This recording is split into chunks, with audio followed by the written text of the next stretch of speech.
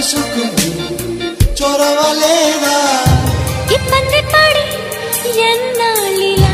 ఎలాగా మరి అందాల సిరి ఒళ్ళో ఇలా వచ్చేస్తే సరి పెదవి దాటని మాట కట్టుంది